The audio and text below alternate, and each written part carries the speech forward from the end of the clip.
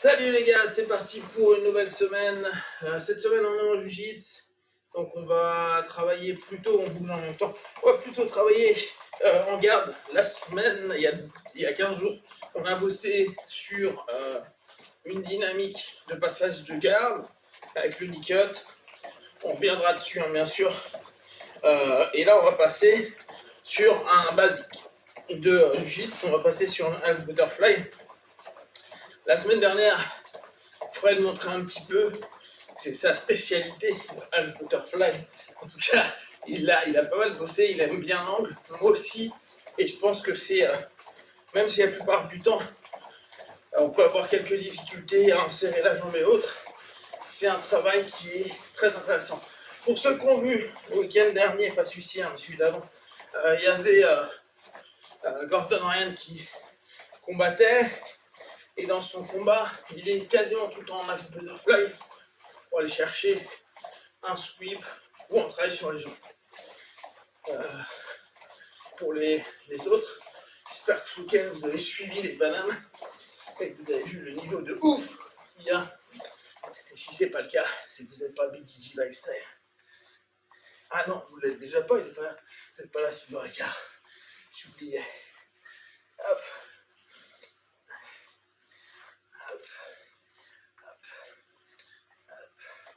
Ok, au sol vite fait. La tête,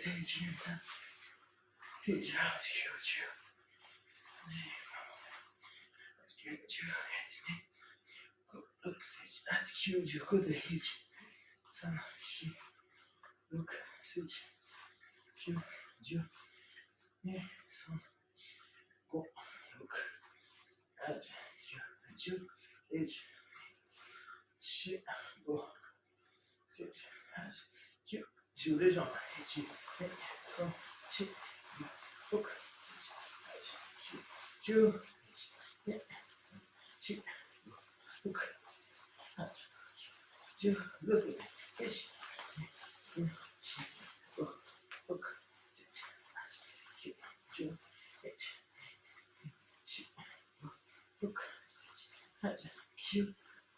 Ok, on monte un petit peu et tu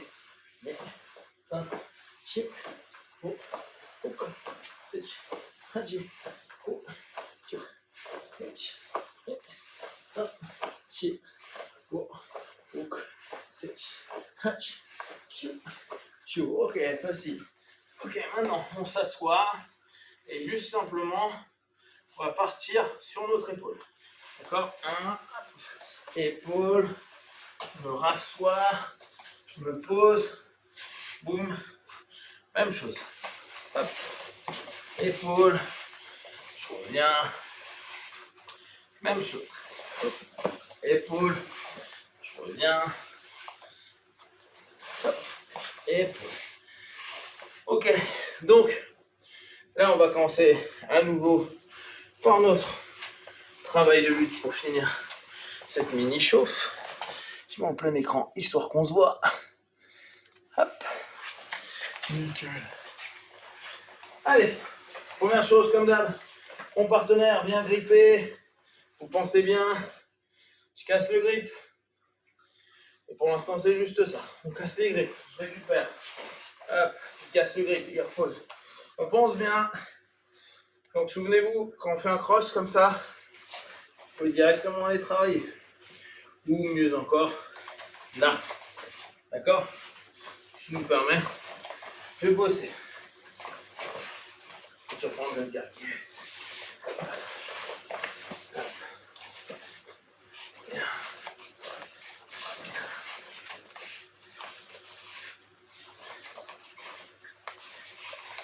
On pense bien, hein. On ne laisse pas trop le partenaire s'installer parce que s'il a un grip fort, ça va être dur pour le casser. D'accord? Donc, on tente au début d'aller casser le partenaire. Dès que le partenaire commence à poser, ça devient difficile. Donc on pense bien, hein. On a un vrai boulot, bam, voilà, de lutte par rapport à ça. Pensez, il y a plusieurs temps, il peut être solide là, ça marche pas. Faire glisser sur le col, c'est vraiment essentiel. Si je fais ça, si la Fred il est un peu solide là-dessus, Par contre, commence à faire descendre, vous avez vu, ça part. Bon, alors les gamins au Paname, je ne sais pas pourquoi, ils poussent juste un bras, ils font ça et le bras se part, mais nous, ça ne marche pas comme ça. Ça a peut-être une explication. Bizarre. Alors les pannes là, on a l'impression que c'était plus Cicero Costa que OG contre. Oh là là là. Voilà. Quel monstre. Viens un petit peu. Donc aujourd'hui dans notre bulle, et certainement pour cette semaine, on a un partenaire en plus. Oh, si tu bosses un peu avec Fred, donc je reprends. Donc on est là, hein.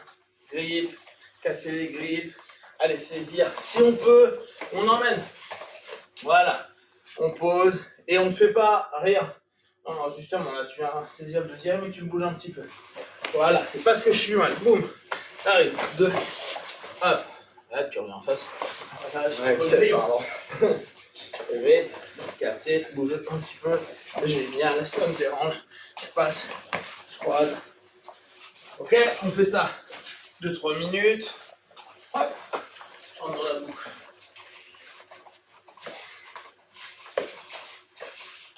Voilà. Pas trop fort, pas trop de lutte. Là pour l'instant, c'est vraiment notre passage. On fait attention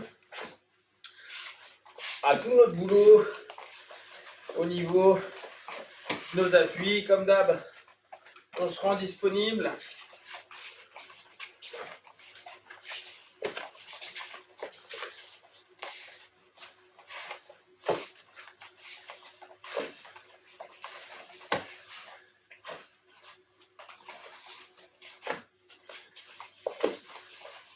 Bien, ça chauffe nos petits doigts.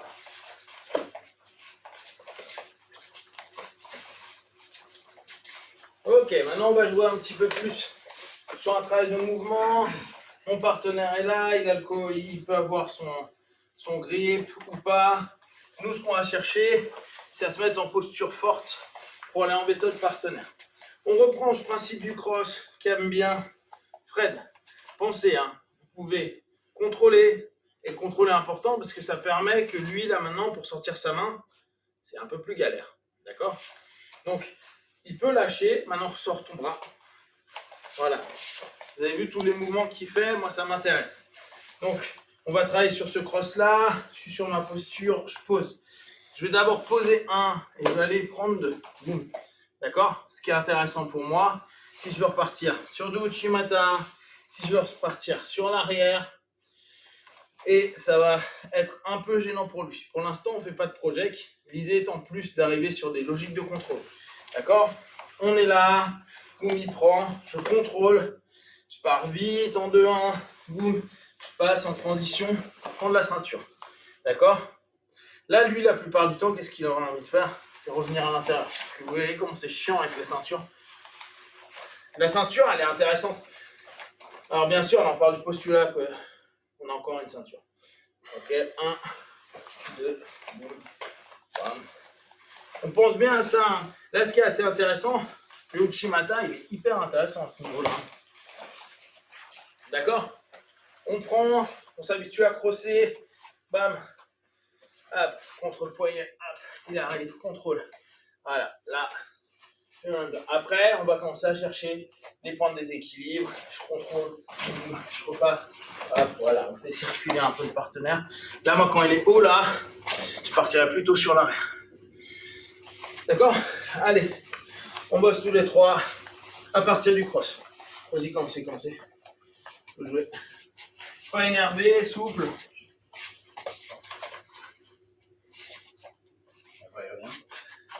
Ouais, ça dépend comment il va bouger. Soit tu passes sur l'avant. Regarde.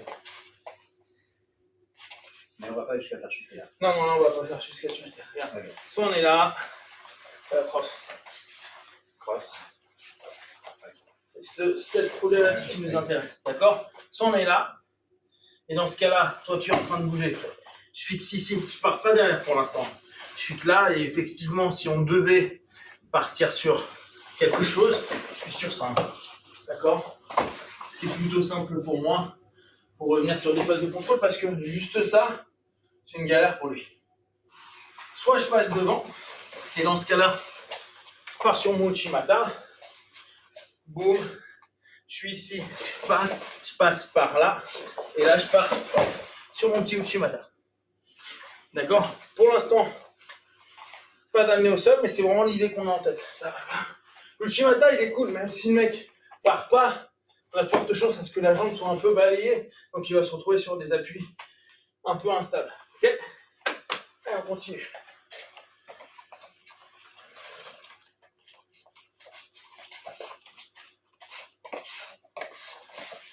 Ouais.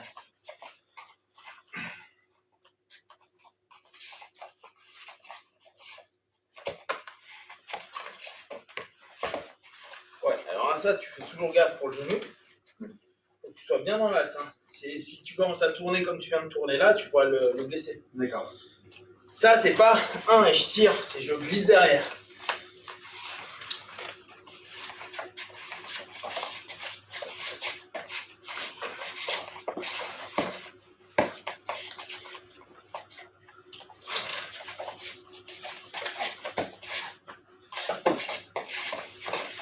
Ouais. Celle-ci, elle est assez simple hein, et assez intuitive comme façon de faire.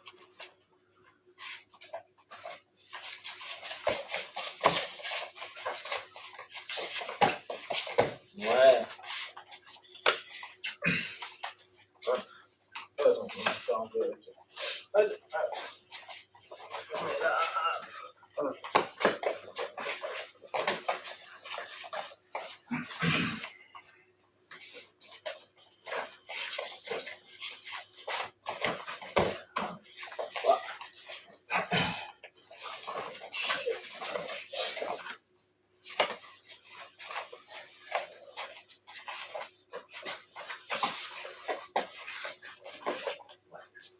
Surtout si on met une pression d'abord sur le. Si on est en maintien, on met d'abord une pression là.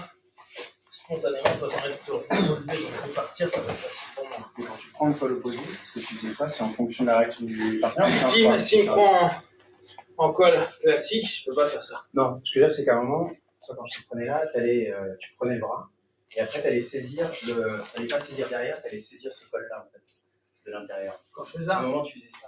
Non, moi, c'est. Allez, toi. Ouais. Est-ce que c'est un choix ou est-ce que c'est en fonction de la réaction du. Bah oui, là c'est juste un choix. C'est juste un choix, c'est pas en fonction de la réaction du partenaire. Non.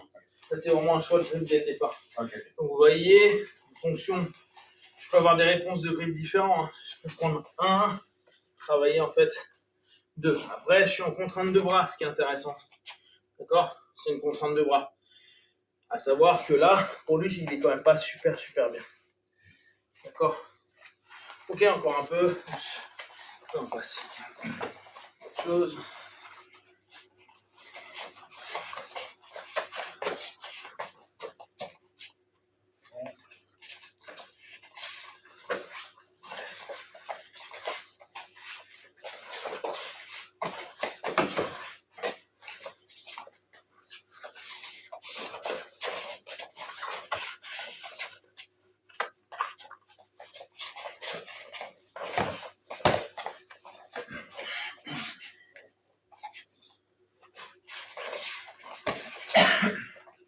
On pourrait revenir en Taiotoshi aussi. Hein.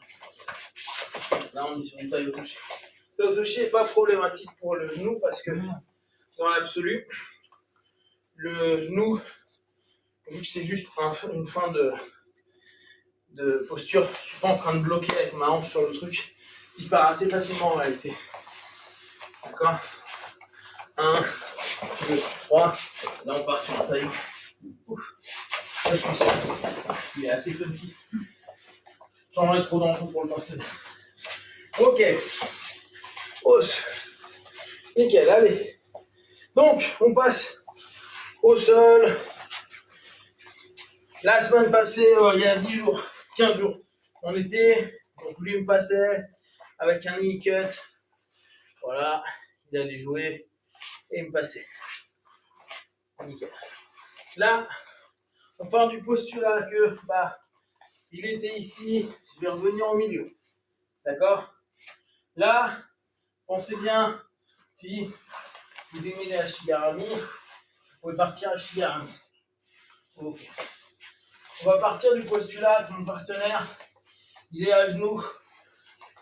Au départ, on bosse la technique. Donc, hop, par là, sinon, par ici, stop. À genoux. Okay. Donc, ce qui m'intéresse, je suis en demi-garde. Ok? Deux choses. Je pense à aller chasser ma demi-garde.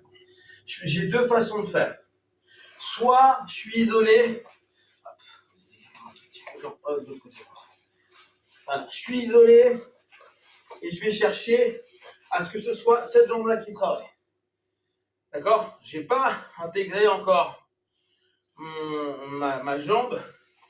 Je suis sur mon travail, que ce soit un grip en face ou un grip en diagonale. Et pour l'instant, je suis juste sur cet état d'esprit que s'il se relève, je peux le suivre.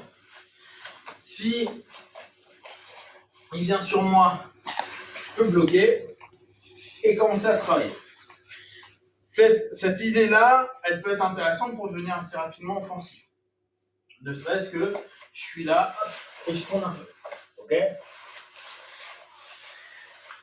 Le fait que j'ai le bras, que j'ai l'appel, que j'ai le col, ça me permet des actions-réactions de ce côté-là. Je ne vais pas m'amuser à rester face à mon partenaire. D'accord? Si je fais ça, c'est chaud. Maintenant, si je suis là et que je vais chercher à passer ma jambe intérieure, ça va être facile pour moi d'aller travailler. Donc, on pense sur d'autres principes pédagogiques. Je vais avoir ma jambe qui va venir en contact. Et là, lui, il peut bien sûr vouloir me la passer, jouer, etc. Mais je reste hyper en contact. Ce qui fait que la plupart du temps, il va tenter de me tuer cette jambe-là d'une façon ou d'une autre. D'accord? Tant que j'ai du contact, je suis bien. À partir du moment où il commence à venir un peu m'embêter, hop, ça va devenir dur. L'intérêt sur ce grip, ce contact, c'est que même s'il se lève un peu, il travaille, c'est assez facile d'aller garder le partenaire. La plupart du temps, on se dit, c'est un crochet, donc il faut que je crochette. Ce qui n'est pas forcément le cas.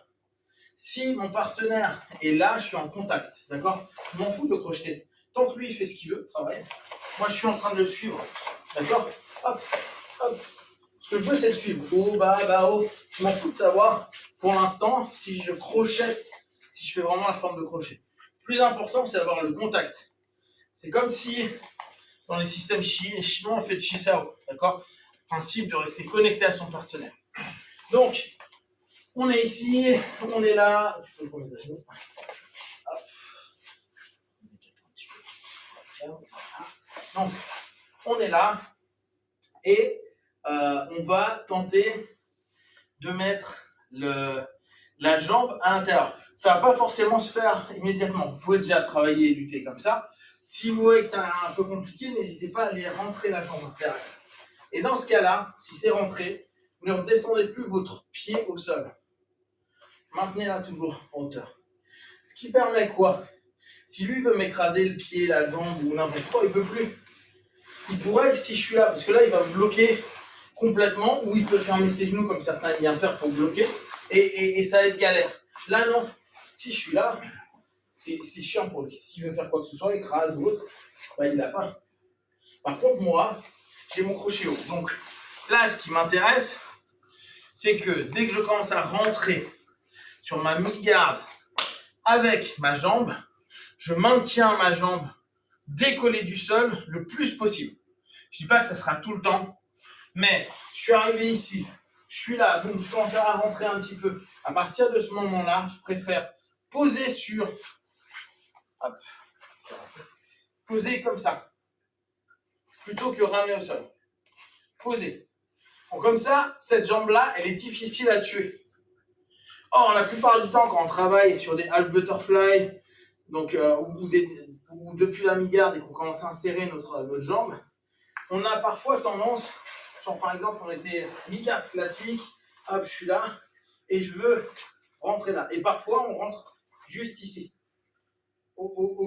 à la base. Et les gars vont venir gripper, bas ou tuer ma jambe assez facilement. Et cette jambe-là, je la rends plus disponible. Alors que si je commence à partir et que je reste toujours un peu en hauteur, là, s'il veut venir, voilà, travailler, c'est compliqué. Vous avez vu, mon travail de genou va venir ennuyer le partenaire. Alors bien sûr, mon genou, il n'est pas là, parce que là, il m'écrase. Et alors après, là, ça dépend de la flexibilité. On en parlait la semaine dernière avec Fred. Il y en a certains, ils ont des hanches en plastoc. Donc, ils sont là. Ils sont super ouverts. Ils arrivent à vous lever de là. Si vous avez la sensation que vous pouvez, faites-le. Mais factuellement, moi, ce qui m'intéresse, c'est qu'ici, je puisse encore l'embêter un peu et qu'il ne puisse pas me mettre tout le poids qu'il veut. Et que là, je sois suffisamment ouvert pour travailler, pas trop pour pas qu'il soit en mode tranquille et pas trop intérieur pour pas me faire écraser. Et de là, je vais commencer à pouvoir aller travailler avec mon partenaire. D'accord? Pour l'instant, on ne travaille que cette entrée. Une jambe intérieure, on voit un petit peu comment on se sent avec. On peut très bien travailler avec une jambe. Hein. Et après, demi-garde, half butterfly, et on commence à travailler. C'est bon pour vous les gars? Allez, tous les deux pour l'instant, et j'arrive après.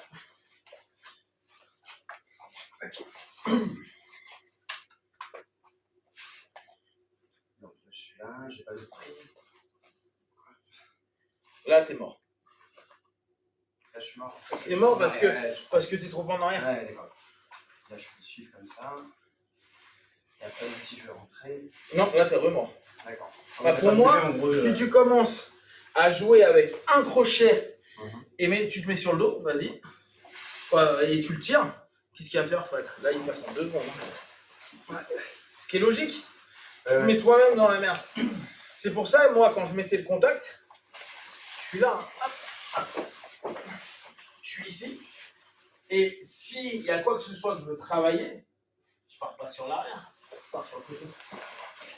Ouais, d'accord. Sinon, j'offre, alors là j'ai juste une protection de jambe face à un corps. On parle de la considération qu'on est normal, c'est-à-dire pas trop fort, pas trop flexible, etc. Si je pars sur l'arrière, n'importe qui, hormis les gens hyper flexibles, bah, ils sont foutus. Tu es en train de poser 3 appuis, tes épaules, voilà. En gros ça fait 3 appuis, et celle-ci elle sert plus à rien. Donc là tu es en 2 secondes. Alors que si je suis là, j'ai une vraie possibilité de mouvement, revenir. Je suis vraiment, en gros, je suis dans ce type de posture-là. Celle-ci, elle rentre. Ah, ça, tout le monde peut le faire. Allez, go.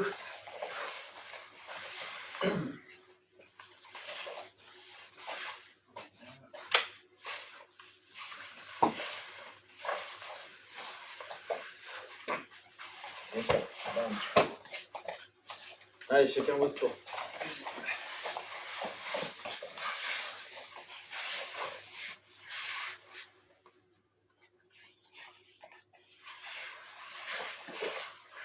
Donc là, hop, depuis là, le garde, petit décalage. Voilà, toi, tu peux directement travailler par rapport à ton boulot à toi. Hein. Depuis la mi-garde, moi, ça ne me dérange pas du tout.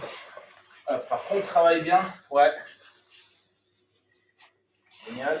Pense bien sur ton ouverture, à trouver l'angle. Peut-être qu'au départ, tu fais juste un petit kick sur le côté pour ouvrir un peu ta hanche et réinsérer. Tu sais, parce que ce que tu me disais la dernière fois, il y a des moments où c'est dur à rentrer. Dans ce cas-là, il faut qu'on décale un peu. Ouais.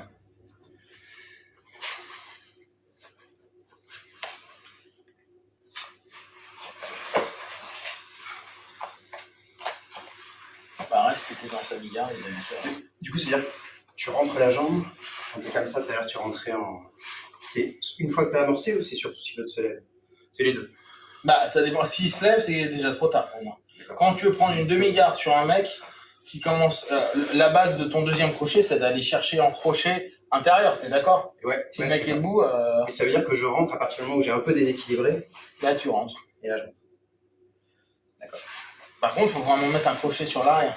Sinon, ça ne marchera pas. Enfin, soit tu décides de faire une vraie butterfly dans ce cas-là. Ça, c'est un de nos défauts. On a toujours l'impression que la mi-garde. Si tu prends une mi-garde, prends la autre histoire. Hop. On a toujours l'impression que la mi-garde, le truc le plus important, et vous avez vu spontanément ce qu'il fait, c'est le knee shield, c'est comment il bosse ça, mais elle est hyper importante la jambe intérieure. Nous, on est un petit peu feignasse, c'est-à-dire que là, on la tue un peu, alors qu'il y en a plein, voilà, ils mettent un crochet là, ils nous mettent une pression de taré. Nous, on est en mode feignasse en fait.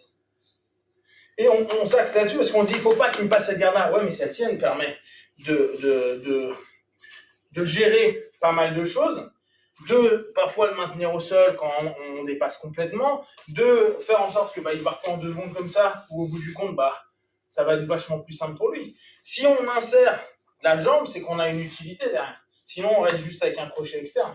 Or, paradoxalement, quand on est en mi-garde, nous, ce qu'on bosse le plus, c'est ça. C'est la jambe qui est à l'extérieur et pas la jambe qui est à l'intérieur. D'ailleurs, regarde, là, au bout du compte, on a l'impression que je l'aurais tué sa jambe. Parce que je m'assois dessus et il a peu d'action. Or, je pense que celle-ci est hyper importante pour tout le boulot qu'on va avoir à faire. Et là, tu es exactement dans le même truc. Tu peux pas t'amuser juste à te dire, tiens, je suis rentré ici et j'ai un petit peu ma jambe là. Pourquoi j'exagère le truc? Parce que dans ce cas-là, pourquoi tu t'es pris la tête à ouvrir? Tu pourrais, en plus, facilement, là, il sert vraiment plus à rien. Hop. D'accord? Hop. Allez, encore tous les deux, les gars. Encore 3-4 minutes. Après, je dis au revoir aux gars et on drill.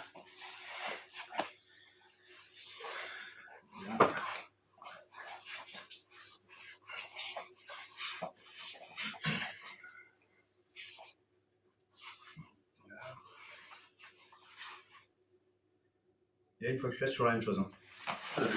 Ouais, voilà, ça c'est ce qu'il y a de plus cohérent. Là, tu peux arriver sur de la shigarami pour tâter les jambes, tu peux arriver sur du sweep, tu peux arriver sur plein de trucs. L'intérêt vraiment de ce grip-là, c'est que on est très protégé par rapport à notre partenaire. C'est assez dur pour lui. Il va se lever la plupart du temps à ce moment-là. Mais c'est chaud pour lui, parce que si je commence à aller directement chercher de l'autre côté, même s'il se lève, tu rentres en ashigarami, hein. Tu rentres en 50-50.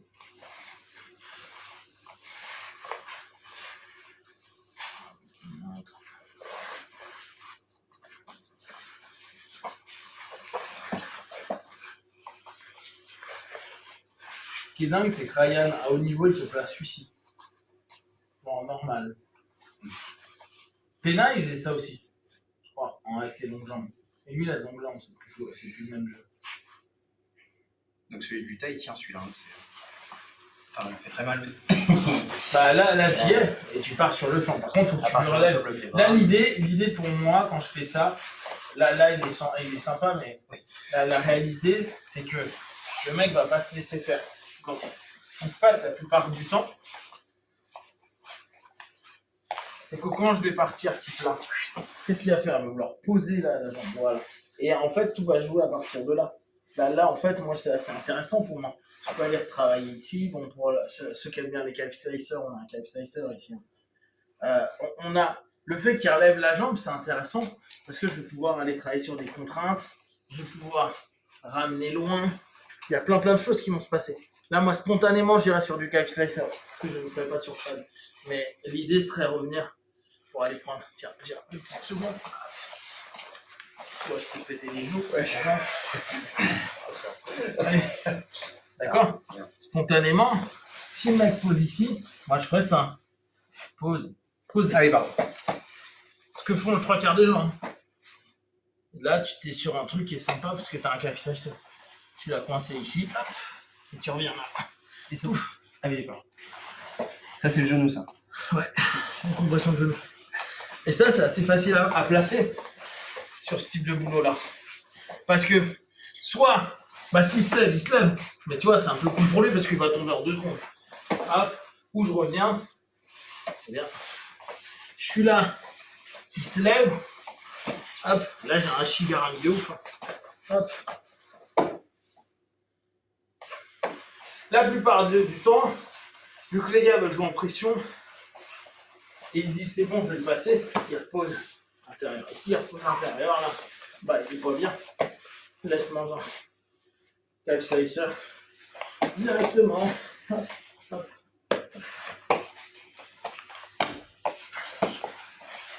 Ok, faites encore 2-3 fois, je dis au revoir au gars.